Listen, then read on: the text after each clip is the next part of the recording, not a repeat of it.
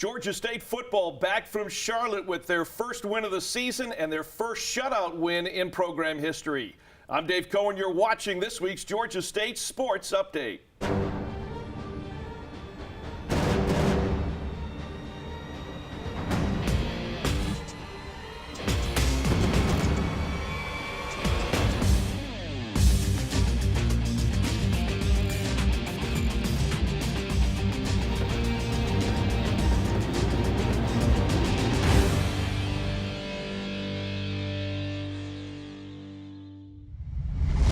Hi again, Panther fans, and welcome to the Georgia State Sports Update. Dave Cohen joined by head football coach Sean Elliott. Georgia State just back from Charlotte and a 28-0 win over the Charlotte 49ers. And, Coach, what a way to rebound from Penn State the week before. Again, Charlotte's not Penn State, but it says a lot about this football team, the way they went to practice coming back from Pennsylvania and the way they approached game number 3 and to play great on both sides of the ball and get out of there with a 28-0 win.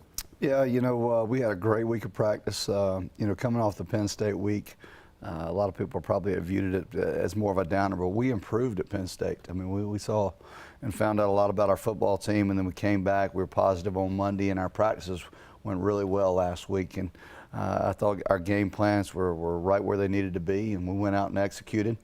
From a defensive standpoint, those guys never gave up really the big play. They gave up one right before the half, but it didn't affect them. It didn't beat them twice, and we minimized the cheap scores. And then offensively, we controlled the football. Yeah, and again, Georgia State allowing no points, and you go into that game, as you were saying, someone's going to lose the 0 because they were 0-3 and Georgia State was winless in 2 games, but they had scored 31 points in a loss the week before, which worried me a little bit going into that game, that they could score, that point total like that, and then for our defense to come out and play like they did was fantastic. Well, like I said, don't give up the cheap, easy scores. If you look back to our contest and you look back to the Penn State game, we were playing sound defense. First and second down, sound defenses, and then give up a cheap pass or a swing route, and somebody's chasing an under route or something like that, and then we minimized those mistakes. Our zone coverage was really good. Our containment of the quarterback was good. We tackled well, and they rallied to the football. And we played a lot of guys. We had a lot of fresh guys out there to play. It was a fairly warm night, and we had to rotate them. Yeah, we'll talk about that too. A number of names. We talked about it last week. We're starting to see a number of these freshmen getting on the field and making some impact plays. Right. But interestingly enough, a scoreless first quarter, and then Georgia State in the second quarter takes the lead, and the momentum seemed to build from there. The defense, I think, started the momentum by holding them scoreless in that first quarter, and once the offense kind of got in a rhythm, it was Georgia State's from there on out. We really moved the football offensively from the opening drive. During the first quarter, we missed the opening field goal. We had a slant route coming back up under to Glenn Smith that probably would have went for 6 from about 40 yards out, and it was a little underthrown ball and backs out of the hip because we had some pressure. We were in a 5-man protection. We got some pressure, and Connor had to get it away quickly. But we moved. I always felt like, hey, we were controlling the game. We never felt like there were an overmatched scenario at any point. So I felt confident with it happening, and I knew it was just time before we kind of put it together. Yeah, and again, as we talked about last week, facing another mobile quarterback. Yes. Just like we did in week 1. Those guys, and you got to evaluate them, and you got to look at them, and you got to say, hey, can they beat you with the pass, or is it their legs that you're more worried about? So then you have to adjust your pass rush. So many times people say, all right, go get the sack, go get the sack, go get the sack, and they break contain, and then they lose their rush lane. Where sometimes keeping that guy in the pocket and making him have to deliver the throw is the hardest thing he has to do. So we tried to do that a little bit, keep him in the pocket and contain him a little bit, and I thought we did that for the most part. Taz Bateman went down with a slight injury early on, so Glenn Smith, who has kind of been a workhorse here for Georgia State in the time that he's been here, you kind of slotted him as a receiver this year, but he ended up having to run the ball quite a bit. Kyler Neal wasn't available. Taz was not available, and Glenn picked right up and had a pretty good night running the ball, 90 yards, 2 touchdowns. Not bad, 90 yards, 2 touchdowns. When you go back and watch the film, there's so many times that he probably could have had about 190. But that's probably with more reps that he gets at the running back position. We'll have to get him some more. He's valuable inside and out, but it was good for him to step up and do it.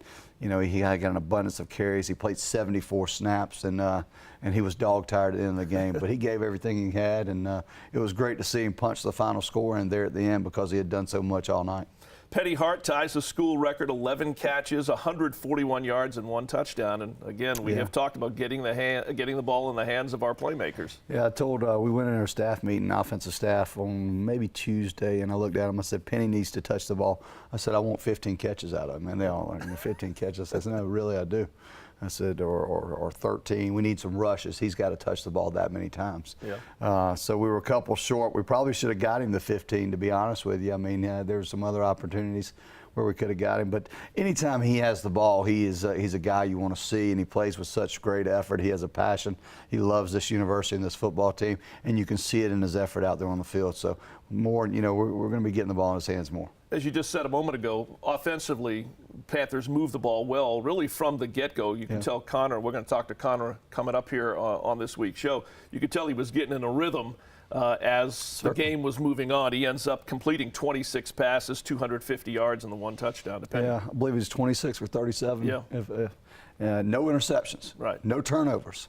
That's a huge thing. Let me tell you, that's the difference right there. Smart decision making, not putting the ball in harm's way. I think there was maybe one throw that was, you know, put in harm's way. But other than that, it was taking the easy reads and making the most of the opportunities in the throw game. He played a very, very clean, exceptionally well game. Another guy I wanted to mention too, one of your freshmen out of Norcross, Tamir Jones, 4 catches. Yes. 33 yards. Another one of the young guys that you're bringing along that are starting to make their presence known. You know, and these are babies. I mean, when I say babies, these are babies. I mean, they're just learning how to play the football game. It's, you know, it's not just going out there and running a slant route and into whatever coverage there is. There's a process into learning how to play the game of football. And they're becoming more knowledgeable, and the more they become knowledgeable, the better they're going to become as players. And Tamir, ever since he stepped into camp, always had a real good mindset. He was thought he was a lot more mature than most freshmen coming in, and he has the ability to be a really good football player. It's great to see him catch those passes. You know, the other number we were keeping up with on the radio, is I'm sure everybody was, 9 of 17 on 3rd down conversions, 7 out of 12 in the first half. It's pretty good. That's pretty good. That makes a football coach smile. Yeah. Previous week, I think we were 11 for 21. Yeah. 3rd down conversions are huge in this game. And time of possession is huge in this game. We held the ball for over 40 minutes in this contest. Right. 40 minutes. It was basically 2-1. There's no doubt about it. Yeah. No doubt about it. And when you can do that as an offense, it gives your defense a chance to really go out there and be successful. Because now these guys can ramp it up. You know, you're talking about 20 minutes of possession times, 40 plays at the most, you know, at max. And hey, let's go give it your all for 40 plays. It's not a whole lot of time right there. Go give it. Again, the big highlight defensively, Brian Williams, who's been around Georgia State now for a number of years, he comes up with 2 interceptions. Yes. Big ones, and both in the end zone. Big interceptions. You know, the one right before the half, they hit the long ball right down the seam. And, you know, like I said, it didn't beat us twice. He makes a good play on the backside right there, steps in front of it, picks it off. He needs to stay in the end zone and not bring it out. Yeah. And become a little bit more smarter than that. That way we won't have to take a knee back there and lose some yardage on offense. But no, he did a great job all night controlling the back end of it. Our secondary played well. Our front line guys played hard, and our linebackers played a lot better than they had previously played. Yeah, the other number that jumps out, Charlotte, a total of 273 yards. That's right. Entire ball game. That just you know, talks about how well that defense played. Yeah, 40 of them were on that one play, I believe. Yeah. All right, well, coming up, you got an off week. We're going to talk to Coach about that and a whole lot more. Right now, let's take a look at some of the highlights. Georgia State up in Charlotte, North Carolina. They go in and they beat the Charlotte 49ers for their first win. Again, it's also the first shutout win in the history of Georgia State football. So kudos to the coaching staff and players for that. That's kind of a cool thing. Again, we're 8 years into the program and still coming up with firsts. I mean, I was just telling those guys, I said the first shutout in program history. Penny tied the school record for most catches. Brian Williams tied the school record for interceptions. Yep. I don't know about the record for the time of possession, but I mean, having controlled the ball for over 40 minutes, that may be a record as well. We're making improvements. We're making improvements, and it's good to point out to those guys. Yeah. All right, again, 28-0 the final score. Georgia State a winner at Charlotte. Let's take a look at some of the game highlights from last Saturday night.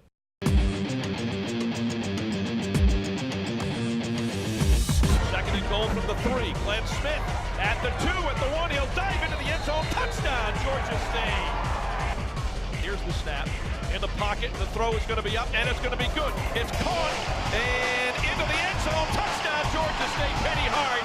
16 seconds to go. Here's Hassan Blue. Blue going to throw up across. There we go. Intercepted. Picked off by Georgia State in the end zone. Ryan Williams. Shotgun snap. Glenn Smith is going to get it, and he's going to power his way into the end zone. Touchdown, Georgia State. The kick is up, and it's blocked.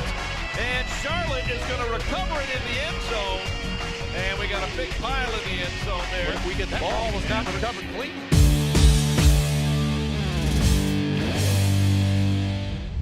Some of the highlights from Saturday night up at Jerry Richardson Stadium in Charlotte. Georgia State, again, a 28-0 win on the road, and gives you a little bit of momentum now. Again, heading into what is an unexpected off week. It was supposed to be the Memphis Tigers coming into the Georgia State Stadium, but because of the circumstances going back to Hurricane Irma, we wind up with an off week. Yeah, you can't do anything about the circumstances with the weather. I mean, Right. It's out of our control, and certainly would love to be playing another contest this weekend. But like I said, if we can improve as much as we did in our first open week, then we're going to gain from this open date and this unnecessary open date, I should say, and carry it over. We're going to get a jump start on Coastal Carolina and start working with those on those guys and start preparing. So as long as we utilize it to the best of our ability, we should be good. Yeah, what are some of the things now with the extra weekend off that you guys want to focus on as far as coming out of Charlotte, and when you talk about how much this team has improved in increments in the last 3-4 weeks? Well, let's just continue to do the fundamental things. I think our run game has started to come around, and that's just from concentrating and really focusing on specific runs against various fronts and teaching those guys the knowledge and know-how of what's fixing to happen before it happens. And it's not like it's just throw and catch out there. You got to go work on timing and rhythm, and Connor starts to get better with a guy like Tamir Jones that hasn't been in there quite as much, and he's familiar with a guy like Penny. But those things are invaluable. Practice is invaluable, and as long as we go out there and have fun in practice. Right. Now, so many times it just gets monotonous, and I don't think we've gotten to a point where it's gotten like that. So we've had a great attitude, and I look forward to every day going out there, and so I think so do these guys. As well as Georgia State was able to run the ball on Saturday night at Charlotte, offensive line continues to get better, and we talked about it last week with Jamal Paxton taking over at center and Gabe moving over to one of the guard spots, and they've gelled well. Yeah, they have. They've done well, and there was a lot of clean blocking from what I saw on the film from Saturday. When I say clean blocking, wasn't a whole lot of missed assignments. There was hats on hats, and a lot of times we run a zone run scheme where we're either asking our quarterback to read the backside defensive end, or we're backside securing cutoff with a tight end or a different back or something of that nature. So there was probably some missed yardage out there with some quarterback pulls. I don't know. You can ask Connor that maybe here in the future. But no, we just got to continue doing well. I think the offensive line is coming around. Like I said, it's not a whole lot of depth there. They get an abundance amount of reps, but the more reps they get, and the more we stay concentrated on specific runs, then they'll continue to improve. Sticking with the theme of youth, there's two other players that I wanted to quickly ask you about. Trajan Stevens-McQueen, 6 tackles. Victor Haywood, kid out of Decula. It seems like we called his name on the radio 3 or 4 times. Yeah, special teams, and all those guys. Listen, I think Trajan made the first tackle of the game. They ran a speed option out to the left side of their formation, and we were all sitting right there, and he actually came underneath the option, which you never want to do, and made the tackle. And it was great to see him, but what great demeanor he had to go out there and really in front of his home city. And he had an abundance amount of fan support there to go out and make plays. Victor's doing a great job. The more and more you see those freshman faces out there, the more and more you see how bright the future is. All right, so Georgia State with an off week. Panthers don't play again until Sun Belt Conference opener. That's going to be up in Conway, South Carolina, going to take on the Chanticleers of Coastal Carolina. Coach, you ready to take some questions from the Georgia State fans? It'll be great. All right, time now. Ask Coach Elliott segment here on the Georgia State Sports Update.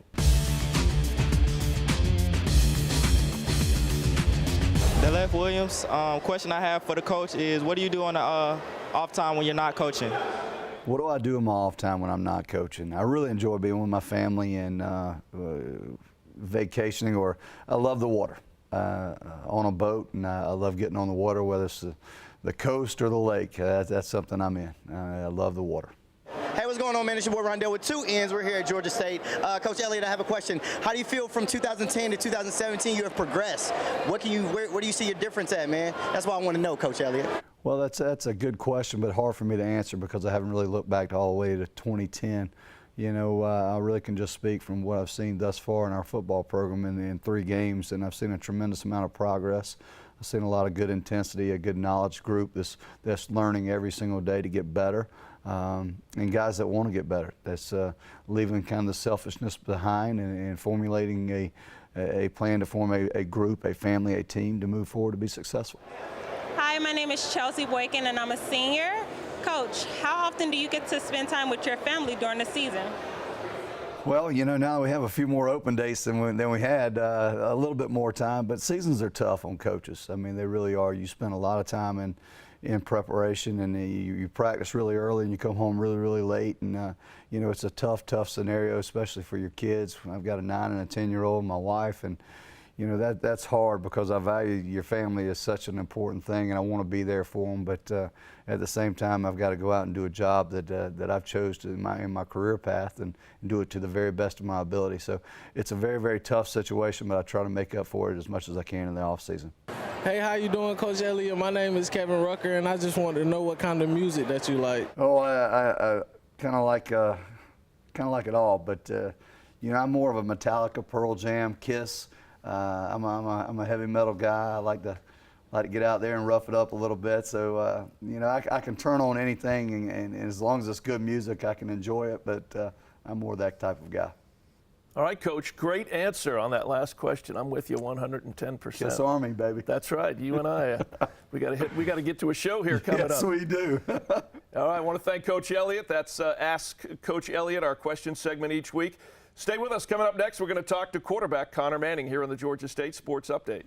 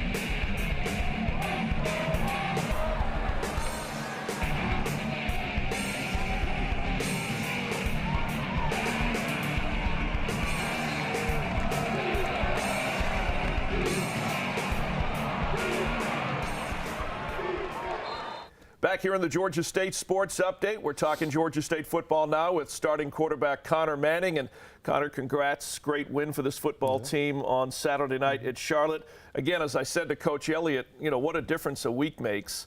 We all knew that Penn State was the number 5 team in the country. That was going to be a tough trip. They ended up, you know, shutting us out, you know, 56-0.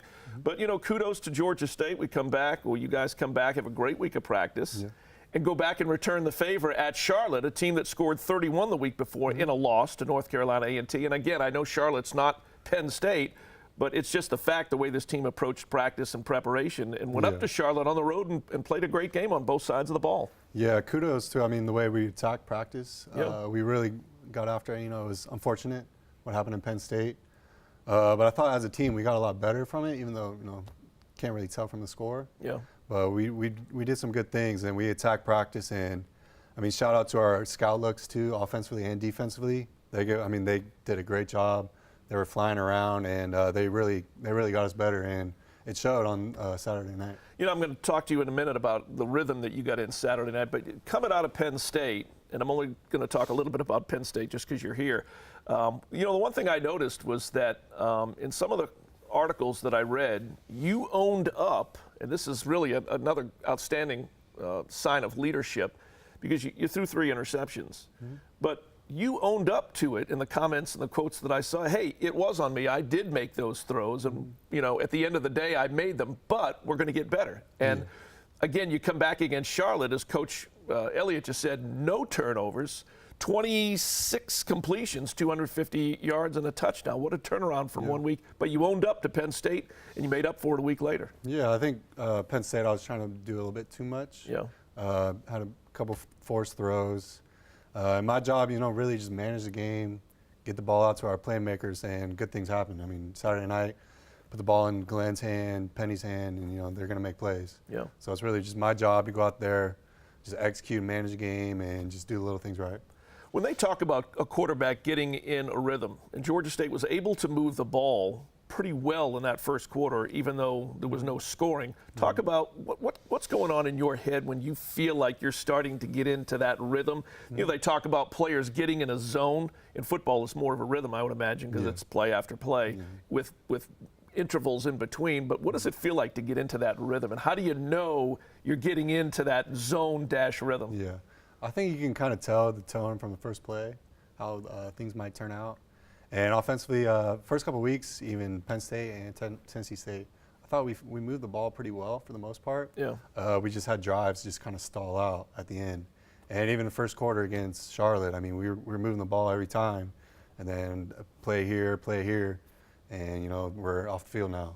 But I felt like we were able to move the ball. And once we just completely execute and just do everything clean and do all the little things right, I mean, the sky's the limit, because offensively, we had a pretty good game. I thought it was good to see guys step up and make some plays when their number was called, but I still feel like offensively we have a much higher ceiling that we can get to. Yeah. It was unfortunate that Taz got the slight injury and had to sit out the rest of the game. He had rushed for 100 yards, as we talked about at Penn State, and had seemingly, you could tell, we're starting to run the ball pretty well at Charlotte, but there's Mr. Old Reliable, Glenn Smith. I mean, you're either throwing to him or you're handing off to him, and he's getting it done. Oh, yeah, I know. Glenn, I mean, he's a workhorse, and only good things happen when he gets the ball. So it was, I think he had over 30 carries, and he had probably 4 or 5 catches. And, first couple of weeks, I felt like we didn't get him the ball enough, especially when put the ball in 17's hands, he's going to do something with it. Yeah. And it was great to see him step up, especially when 8 got hurt and we were without Kyler. Offensive line has been pretty good in the first 3 games for you as well, giving you time. And Charlotte was probably the best example, although they played pretty well at Penn State. Yeah. But Georgia State had 21 first downs against Penn State, but again, gave you all the time, almost all the time in the world that you needed on Saturday night to throw at Charlotte. They've been playing great. It's second week in a row where they're kind of the same guys are in the same spots. I felt like they're really starting to gel as a group. And, they've been, the backbone of our offense so far. Throughout 3 games, I felt like they've played really well. Yeah. And it's our job on the outside to execute on some things. But for the most part, our offensive line is providing us tremendous opportunities to get better and to, score points. And again, you got options at receiver. Of course, they want you to look for number 18. Yeah. Penny Hart, as you did. You threw him 18 balls, or he caught 11 passes on Saturday at Charlotte. But don't forget about Todd Boyd, who quietly goes about his business, Ari, and now you're starting to see some of the younger guys, like Coach Elliott and I talked about, a guy like a Tamir Jones. There's 1 or 2 others that I'm sure probably not mentioning, but you got plenty of guys to throw to. Yeah, definitely. I'm very excited for what we can have on the outside. Obviously, have 18 as many times we can give them the ball, good things are going to happen. But Todd's starting to feel a lot better. And then a guy like Ari, he's a real big mismatch. I feel like we kind of got to get him the ball a little bit more. He was open a couple times.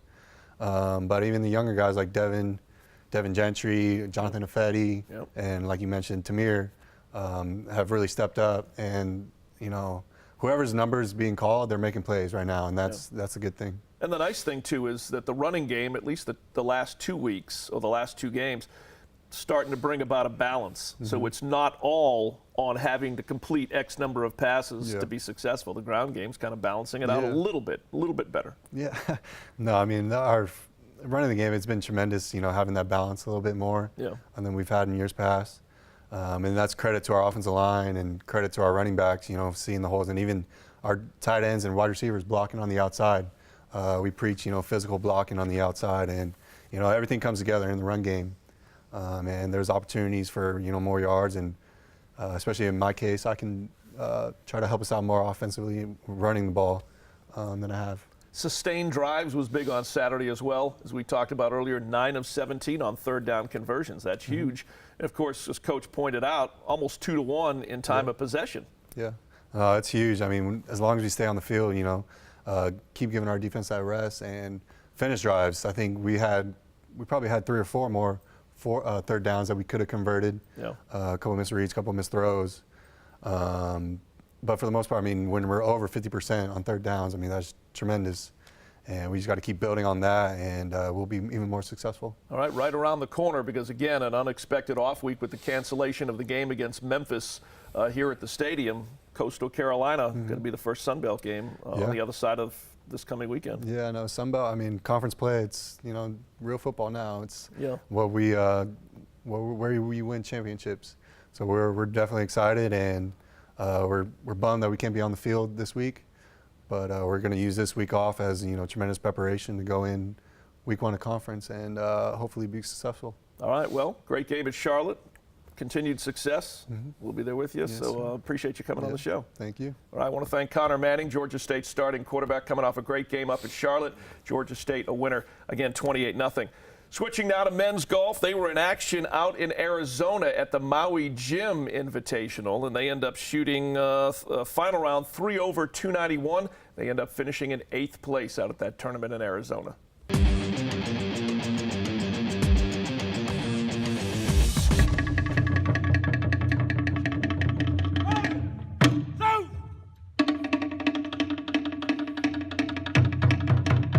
I was really happy with how I played this week. I didn't expect it to be that good, but I got something to build on. Hopefully I can improve throughout the season and be even better for the team.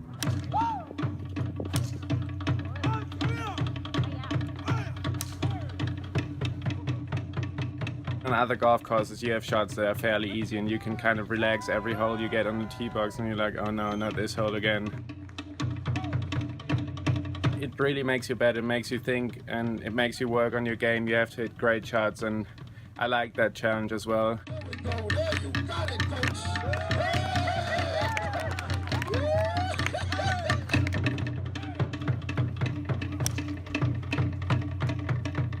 You go back to Berkeley now, Berkeley's not going to look that hard after playing a course like this, where if you hit the ball 1 foot out of the fairway, you were in cactus, and that was, boy, it kept getting, every night you'd just be picking cacti out of your pants and your shoes. So it was a challenging, beautiful golf course, and it really made them appreciate what you have to do to hit good shots.